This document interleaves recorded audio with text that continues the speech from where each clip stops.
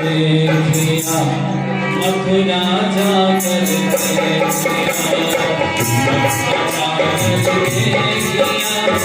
यरूशलेम कहीं भी मन की मैल उतरी, कहीं भी मन की मैल उतरी, खूब नहा कर देख लिया, काश सागर देख लिया, मथुरा जाकर देख लिया, मक्का जाकर देख लिया, यरूशलेम भी देख लिया, मक्का जाकर देख लिया, यरूशलेम भी। पता नहीं वो कहाँ रहता है, यहाँ पर है या वहाँ है।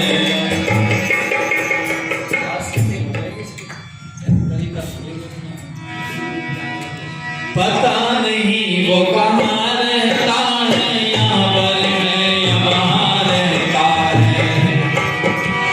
घंटे ढब घड़ियाल वजीरे,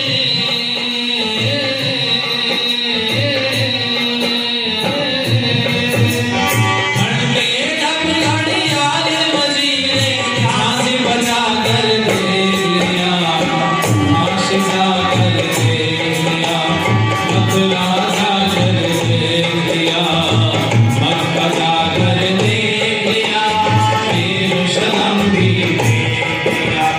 वस्त्राभूषण भी पहनाए, शयन जागरण भी करवाए, वस्त्राभूषण भी पहनाए, शयन जागरण भी करवाए। सब कुछ उसका दिया हुआ है, सब कुछ उसका दिया हुआ है, नजर उठा कर देख लिया, काश जाकर देख लिया, मथुरा जाकर देख लिया, मक्का जाकर देख लिया, यरूशलेम भी देख लिया। कहीं भी मन की मैल उतरी, कहीं भी मन की मैल उतरी, खूब नहा कर देख लिया, काश जाकर देख लिया, मथुरा जाकर देख लिया, मक्का जाकर देख लिया, यरूशलेम भी देख लिया। मन बावरिया यूं ही तरसे, अमृत की एक बूंद नवर से, मन बावरिया यूं ही तरसे, अमृत की एक बूंद नवर से। है जातक प्यासों का प्यासा, है जातक प्यासों का प्यासा, खूब पिला कर देख लिया, काश जाकर देख लिया, मथुरा जाकर देख लिया, मक्का जाकर देख लिया, यरूशलेम भी देख लिया, मक्का जाकर देख लिया, यरूशलेम भी देख लिया। मन में प्रश्न उठा एक ऐसे, जड़ वस्तु हो चेतन जैसे, मन में प्रश्न उठा एक ऐसे, जड़ वस्तु हो चेतन जैसे। पत्थर की मूरत के आगे, पत्थर की मूरत के आगे, शीश झुका कर देख लिया, काश जाकर देख लिया, मथुरा जाकर देख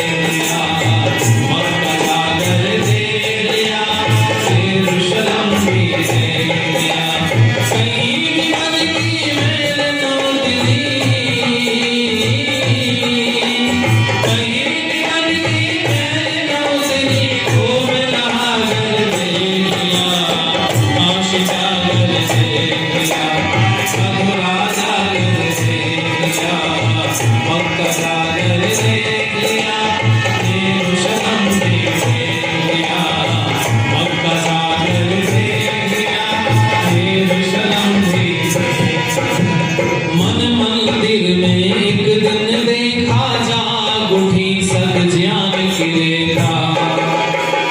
मन मंदिर में एक दिन देखा जाग उठी सद ज्ञान की रेखा। पथिक मिला आनंद प्रभु का, पथिक मिला आनंद प्रभु का, ध्यान लगा कर देख लिया, काश जाकर देख लिया, मथुरा जाकर देख लिया, मथुरा जाकर देख लिया, कृष्ण भी देख लिया। कहीं भी मन की मैल न उतरी,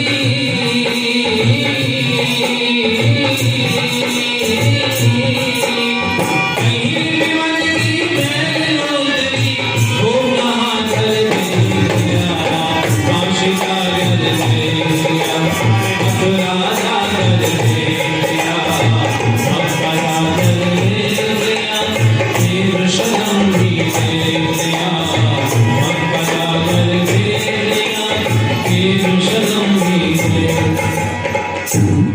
पूज्य स्वामी जी, हमारे आदरणीय पितृतुल्य महाशय घाशीराम जी, आचार्य देवव्रत जी और गुरुकुल के संचालक महोदय जिन्होंने गुरुकुल की स्थापना करके बिजनौर आदि क्षेत्र पर बहुत बड़ा उपकार किया, आदरणीय सुशील त्यागी जी हमारे मुंडाल से उपस्थित हैं, बड़े ही स्नेही आदरणीय श्री राजपाल सैनी जी, आर्य समाज के सभी सक्रिय पदाधिकारीगण, गुरुकुल के ब्रह्मचारिणियां, आदरणीय श्री जयप्रकाश आर्य जी और ढोलक पर 3 दिनों से सबका साथ दिया आदरणीय अनु आर्य जी, और हमारे बीच से अभी अप्रत्यक्ष हुई हमारी बड़ी बहन यशोदा आर्य, उनके साथ में बाबूराम आर्य जी, उपस्थित धर्म प्रेमी सज्जन, पूजनी बंदरी मातृशक्ति।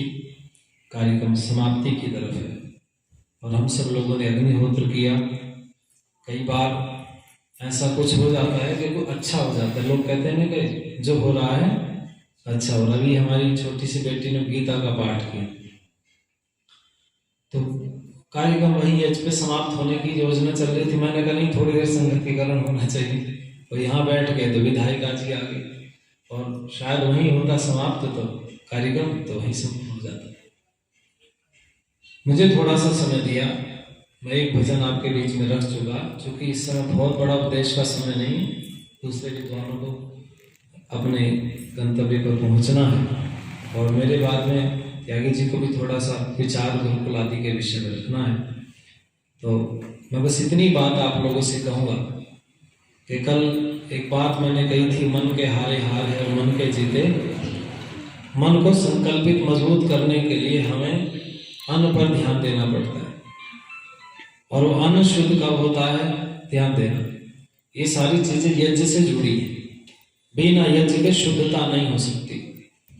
राजा चित्र ने अपने यहाँ यज्ञ करने के लिए ऐलोश ऋषि के यहाँ सूचना भेजी, स्वयं गए कि मेरा यज्ञ संपन्न कराओ, तो उन्होंने कहा मेरे पास समय नहीं है, मेरे शिष्य को ले जाओ बालिके को। अभी जो यज्ञ पर थोड़ी सी चर्चा चल रही थी, तो हम लोग आपस में कि ऐसे होना चाहिए वैसे नहीं होना चाहिए, ये चर्चा ऋषि दयानंद सरस्वती जी के जाने के बाद शुरू हुई। विद्वानों ने कहा स्वामी जी बोल के गए हैं ऐसा होना चाहिए, ऐसा नहीं होना चाहिए। जब इन सब बातों को किया गया तो सार्वदेशिक आर्य प्रतिनिधि सभा ने धर्मार्य सभा को कहा, कुछ विद्वानों को इकट्ठा करके, कि आप स्वामी दयानंद सरस्वती ने जो बात कही उनको लिपिबद्ध कीजिए, क्योंकि एक विद्वान ने पहले संकल्प पाठ कराया, एक ने बाद में कराया, तो एक रूपता नहीं आ पाएगी। समझना, एक रूपता लाने के लिए हमें किसी ना किसी एक बात को मानना पड़ेगा, वो कोई सी भी हो, चाहे पहले की हो या बाद की। अब एक को माने तो किसको माने? चूंकि आर्य समाज का पूरी दुनिया के अंदर संचालन सार्वदेशिक आर्य प्रतिनिधि सभा के हाथ में होता है और उनकी जिम्मेवारी बनी। हालांकि हमारा विषय वो नहीं कि वहां कितने लोग पक्ष विपक्ष है, लेकिन सार्वदेशिक आर्य प्रतिनिधि सभा ने एक पुस्तक छाप करके दी, जो आपके पास में यहाँ उपलब्ध है, पीली रैपर वाली जो किताब है, आर्य सत्संग गुटका के नाम से जो आती है, ये प्रमाणिक पुस्तक है। अगर हम चर्चा करना चाहते हैं तो मंचों से अलग विद्वानों से खूब चर्चा हमें करनी चाहिए, पर जब यज्ञ आदि होता हो तो मेरी एक प्रार्थना करवध ये है कि जिसको बैठा दिया गया यह संपादित कराने के लिए उसके बीच में कोई ना बोले, उसकी जिम्मेवारी है जल कहाँ को छुड़वाना, कहाँ नहीं छुड़वाना। आप प्रश्न कर सकते हैं, बाद में करें प्रश्न, खूब करना चाहिए। क्योंकि शंका का समाधान तभी। लेकिन कई लोग पीछे भी बैठे हैं, अरे भाई इधर से सामग्री छोड़ो, अरे इधर को जल छोड़ो। भाई जो एक विद्वान बैठा है वो अपने में सक्षम है, चाहे वो स्वामी जी हैं, चाहे हमारी गुरुकुल की बेटियां या कोई भी व्यक्ति है, वो सक्षम है। हाँ बिल्कुल। जब उसको बैठाया गया एक व्यक्ति को यहाँ चुन करके, तो नीचे वालों का अधिकार नहीं है कि उसको टोके। जब आपका नंबर आए तो आप उसको टोके। हाँ, प्रश्न आप कर सकते हैं, कब? जब ये संपादित हो जाए, उसके बाद में आप आइए आकर के प्रश्न पूछिए, मेरी शंका इसका समाधान। नहीं, फिर उसमें आप भी तो विद्वान हो। जी जी, आप प्रश्न करता भी विद्वान होना चाहिए। हाँ, नहीं कोई भी नहीं, सामान्य व्यक्ति भी प्रश्न कर सकता है। अगर हमारी मति में बात नहीं आती तो हम उसको पूछ सकते हैं। लेकिन जब किसी व्यक्ति को बैठा दिया गया तो फिर उसी के अनुसार, देखो 2 दिन मैंने ये संपल कराया, ब्रह्मा थे स्वामी जी। मैं ऐसा नहीं कि खूब संस्कार हम कराते हैं, सारे ही करवाते हैं लगभग, और लेकिन मैंने जो भी कार्य किया स्वामी जी से पूछ के किया था, क्योंकि ब्रह्मा जो जिसको बना दिया गया। हाँ, मेरे मन में कोई शंका होगी तो मैं स्वामी जी से पूछूंगा, वो विषय अलग है। लेकिन एक व्यक्ति को जब निर्धारित किसी को किया जाए तो वही संपादित कराए, ये आगे भी आप ध्यान रखें, बाकी वाले उसमें ना बोले। वो गलत हो रहा है हो जाने दो आप, ये वो तो उसकी जिम्मेवारी है ना जो करा गया। तो इसलिए मैंने जो घटना आपको सुना रहा हूँ, राजा चित्र ने एलोस ऋषि के यहाँ जाके कहा यज्ञ करा दो, तो उन्होंने कहा यज्ञ कराने के लिए समय नहीं है, शोध कार्य में लगा हूं, मेरे शिष्य को ले जाओ, ये बड़ा योग्य है, इसका नाम है बालिके। और ध्यान से सुनना, ही पूरी घटना समझ में आ जाए। बालिके को ले गए राजा चित्र, आसन लगा था, बड़ा सज्जा हो रही थी, पूरे राज्य के गणमान्य लोग बैठे थे, अग्निहोत्र होने वाला है। तो जब बैठा दिया तो लोगों ने कहा महाराज आप तो कह रहे थे एलोस ऋषि को लाएंगे, ये किसको ले आए? कई उनके शिष्य हैं। बोले शिष्य हैं तो हम पहले परीक्षा लेंगे, अगर परीक्षा में पास हो गए तो यज्ञ करवा लेंगे, अन्यथा इनको यज्ञ कराने का अधिकार नहीं।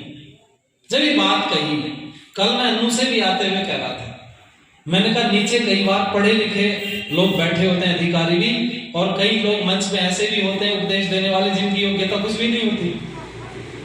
विसंगति तब फैलती है जब एक बिना योग्यता वाला व्यक्ति एक पढ़े लिखे योग्य व्यक्ति को उपदेश देता है, तो वो उपदेश कारगर बोलो नहीं होता। मैंने एक पुस्तक लिखी थी सत्संग के ऊपर के सत्संग का प्रभाव क्यों नहीं पड़ता। 18 पुस्तकें लिखी मैंने, छोटे छोटे ट्रैक्ट। सत्संग का प्रभाव 3 परिस्थितियों में नहीं पड़ता। बोलने वाला अच्छा हो और सुनने वाला पात्र ना हो तो सत्संग का प्रभाव पड़ने वाला बोलो। बोलने वाला पात्र नहीं है, बात अच्छी बोल रहा है लेकिन उसके अंदर वो योग्यता नहीं है, सुनने वाला अच्छा भले से हो तो भी असर पड़ने वाला बोलो। और दोनों ठीक हो, नीचे वाला भी पात्र है, ऊपर वाला भी पात्र है, लेकिन जो बात बोली जा रही है वो बात सैद्धांतिक नहीं है, तो भी असर पड़ने वाला बोलो। तीनों का शुद्ध होना आवश्यक है, वक्ता के द्वारा बोली गई बात का, और नीचे श्रोता का भी। और जब ये तीनों का संयोग बन जाता है तभी कोई ना कोई अमीचत बनकर के हीरा बन जाता है। आप क्यों नहीं सोचते कि ऐसी परिस्थितियां कब कब पैदा हुई समाज में? एलोस ऋषि के शिष्य को प्रश्न करने लगे लोग, महाराज आप जानते हैं यज्ञ काहे में स्थित है? तो बालिके ने हाथ जोड़ के कहा मेरे को तो नहीं पता, इसका आधार क्या है यज्ञ का, यज्ञ काहे में स्थित है? जब ये पूछा तो हाथ जोड़ के बोला मेरे को इस प्रश्न का उत्तर नहीं आता। तो नीचे से लोगों में सुगबुगाहट हुई, फिर आपको यज्ञ कराने का अधिकार नहीं। वो उठ के चल दिया, पास ही आश्रम था, 2-4 10-5 मिनट में पहुंच गया। ऋषि ने कहा यज्ञ नहीं कराया, बोले परीक्षा होने लगी और मैं फेल हो गया तो मैं यज्ञ नहीं करा पाया। कि प्रश्न क्या था? प्रश्न था कि यज्ञ काहे में स्थित है, यज्ञ का आधार क्या है? ऋषि ने शोध कार्य छोड़ा और चल दिए, बोले चलो साहब। ऐसा तो नहीं था कि ऋषि को इस प्रश्न का उत्तर नहीं आता होगा, पर मैं मानता हूं कि हो सकता है ना भी आता हो। आप कहोगे वो ऋषि किस बात के कि जिसको इस प्रश्न का उत्तर नहीं पता? तो सुनो, एक डॉक्टर पेट के मर्ज का है और दाढ़ में दर्द हो रहा है तो क्या तुम्हें दवाई दे देगा वो? बोलो। और आप कहो तू डॉक्टर किस बात का है, मेरी दाढ़ में दर्द हो रहा है, इतना बड़ा एमबीबीएस और मेरे को दवाई नहीं दे पा रहा। ध्यान देना, डॉक्टर दाढ़ दांत का अलग होता है, नाक कान गले का अलग होता है, पेट का अलग होता है, हृदय का अलग होता है, हड्डी का रोग वाला अलग होता है। ये सबके अलग अलग विषय हैं। वैसे ही ऋषि है, एक ऋषि सारे प्रश्नों का सब विषयों को जानता होगा कभी संभव नहीं हो सकता। उसका अपना विषय, क्या पता किस विषय में शोध कर रहे हैं। तो एलोस ऋषि चले, कहने लगे बाली के प्रश्न का उत्तर तो मुझे भी नहीं पता। और ऋषि गए और जाकर के राजा से पूछा, महाराज क्या बात हुई? उन्होंने कहा प्रश्न का उत्तर तो क्या आप जानते हैं इस प्रश्न का उत्तर? जब ऋषि ने कहा तो राजा चित्र कहने लगे, हाँ मैं जानता हूं। बोले बताओ यज्ञ काहे में स्थित है? तो उन्होंने कहा यज्ञ है मंत्रों में स्थित। काहे में? बोलो जरा। मंत्र बोले गए तो यज्ञ हुआ, मंत्र नहीं है तो यज्ञ नहीं। फिर पूछा मंत्र काहे में स्थित है? बोले मंत्र है वेद में स्थित। बोले वेद काहे में स्थित है? बोले वेद वाणी में स्थित है। आपने सुना होगा ना, सबसे पहले वेद का नाम था श्रुति। सुनने सुनाने से जो चला ज्ञान उसको क्या कहा गया? श्रुति कहा गया। यानी कि कब सुना गया? पहले किसी ने बोला होगा तब तो सुना होगा। ध्यान देना। उसने कहा यज्ञ काहे में स्थित? बोले मंत्र में। मंत्र काहे में? बोले वेद में। बोले वेद काहे में? बोले वाणी में। किस में? आप बोलो जरा। फिर पूछा वाणी काहे में स्थित है? बोले वाणी है मन में। मन चिंतन, मन वो सोचता है तो वाणी बोलती है। फिर पूछा मन काहे में स्थित है? बोले महाराज प्रजा के लोग उत्तर दे सकते हैं। बोलो भाई मन काहे में स्थित है? तो सबने कहा अन्न में स्थित है। काहे में? बोलो जरा। अन्न में मन स्थित है। फिर पूछा अन्न काहे में स्थित है? अन्न का आधार क्या है? बोले अन्न का आधार है वर्षा। वर्षा होती है तो अन्न होता है, और वर्षा नहीं होती तो अन्न बोलो। फिर पूछा वर्षा का आधार क्या है? बोले महाराज वर्षा का आधार है तेज। जब ऊष्मा होती है, बहुत भयंकर गर्मी होती है, तो लोग कहते हैं आप बारिश बोलो जरा होने वाली। फिर पूछा तेज का आधार क्या है? बोले तेज का आधार है विद्युत। विद्युत कड़कती है। फिर पूछा विद्युत का आधार क्या? बोले विद्युत आकाश में स्थित है। विद्युत का आधार है आकाश। फिर पूछा आकाश का आधार क्या है? प्रश्न चल रहे हैं। उन्होंने कहा आकाश का आधार पूछना चाहते तो सुनो। आकाश का आधार है ब्रह्म। क्या है? बोलो जरा। ब्रह्म माने परमात्मा। अरे हम पढ़ते हैं ना हिरण्यगर्भ, यानी कि पूरा संसार किसके गर्भ में है? बोलो। तो ये आकाश भी किसके गर्भ में? बोलो परमात्मा। तो उन्होंने कहा ये आकाश काहे में स्थित है? बोले ब्रह्म में। फिर पूछा ब्रह्म काहे में स्थित है? अब जरा सावधान हो जाना, 2-3 बात में बात खत्म। पूछा ब्रह्म का आधार है ब्राह्मण। कौन है? बोलो जरा। अरे ब्राह्मण जानेगा तो ब्रह्म को जनाएगा। ब्रह्म ब्राह्मण होगा ही नहीं तो ब्रह्म को कौन जानेगा? यो जानाति स पंडिता। रविदास जी महाराज की लाइन यहां याद आती है, ऊंचे का कुल के कारणे ब्राह्मण कोई न होए। समझना जरा। ऊंचे कुल के कारणे ब्राह्मण कोई न होए, जो जाने ब्रह्म आत्मा सोई ब्राह्मण होए। उसी को ब्राह्मण कहेंगे जो ब्रह्म को जानेगा, और जो ब्रह्म को नहीं जानेगा उसको ब्राह्मण बोलो। बजाओ ताली जोर से। आई समझ में? उसने पूछा ब्रह्म काहे में स्थित है? बोले ब्राह्मण में। फिर पूछा ब्राह्मण काहे में स्थित है? बोला संकल्प में। किस में? बोलो जरा। संकल्प। कि मैं संकल्प लेता हूं 6 कार्य प्रतिदिन करूंगा तभी तो ब्राह्मण बनेगा, और संकल्प नहीं करेगा तो ब्राह्मण। बोला संकल्प काहे में स्थित है? बोले महाराज संकल्प तो यज्ञ में स्थित है। काहे में? बोलो जरा। जब यज्ञ होता है तो स्वामी जी जैसे विद्वान कहते हैं ना भाई संकल्प लो। और प्रश्न क्या था? यज्ञ काहे में स्थित है और संकल्प काहे में स्थित है? बोलो जरा। तो कहां से चले थे हम? यज्ञ से। और कहां पहुंच गए? बोलो पूर्ण है, इसलिए ध्यान देना। बस मैं अपनी बात को विराम देता हूं, चंद लाइनें सुन लीजिए। मन में दूषित विचार को आने न दीजिए, आ जाए शुभ विचार तो, आ जाए शुभ विचार तो जाने न दीजिए। दूषित विचार को आने न दीजिए। मन में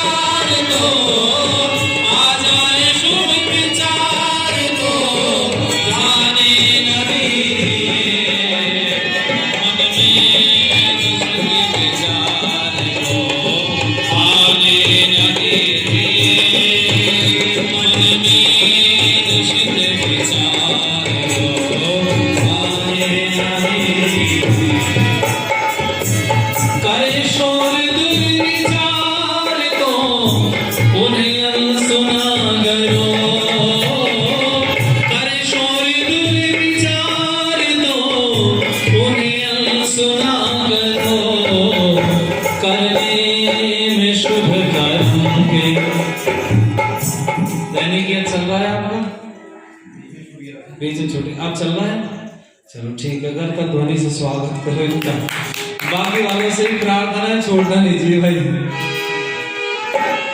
कर शोर दिल विचार दो सुना करो, कर शोर दिल विचार दो उन्हें सुना करो, करने में शुभ कर्म के ये यज्ञ का परिणाम है आपकी जो देवती, समझ गया।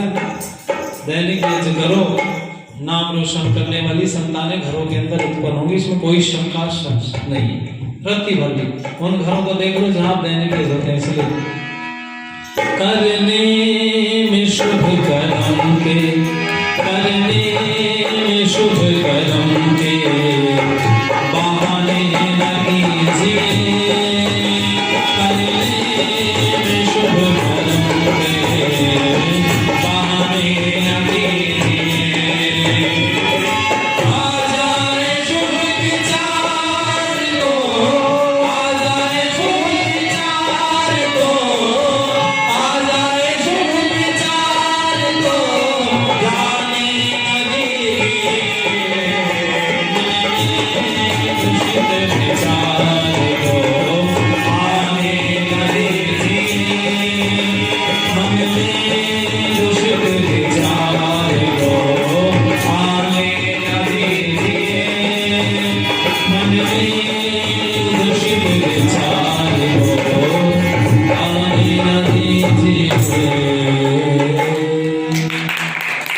आपका धन्यवाद।